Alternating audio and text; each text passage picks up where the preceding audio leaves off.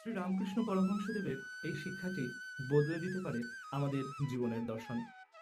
একদিন ঠাকুর শ্রী রামকৃষ্ণকে তার এক ভক্ত দক্ষিণেশ্বরের পঞ্চবটী তলায় প্রশ্ন করেছিল যে, ঠাকুর, গুরুদেবের প্রতি শিষ্যের ঠিক কেমন ভক্তি ও শ্রদ্ধা থাকা উচিত? এই প্রশ্নটি শুনে শ্রী শ্রী ঠাকুর স্মিত হেসে বলেছিলেন, বাপু, ঠিক যেমন নাপিতের উপরে সবাই ভরসা করে তেমন ধারা। সেই ভক্তটি এই কথা শুনে কিছু বুঝতে না পেরে ঠাকুরকে জিজ্ঞাসা করছে, ঠাকুর, নাপিতকে মানে, নাপিতকে ভরসা মানে?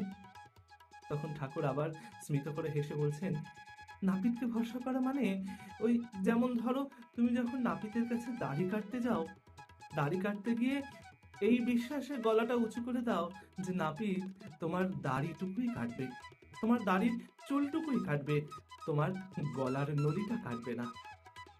ঠিক এই রকম বিশ্বাস শ্রী গুরুদেবের প্রতি করতে হয়। এইভাবে বিশ্বাস রেখে গুরুদেবকে ভক্তি এবং শ্রদ্ধা করতে হয়। আপনিও কি আপনার গুরুদেবের প্রতি এরকম ভরসা রাখেন? গুরুদেবকে এইভাবে শ্রদ্ধা করেন কি?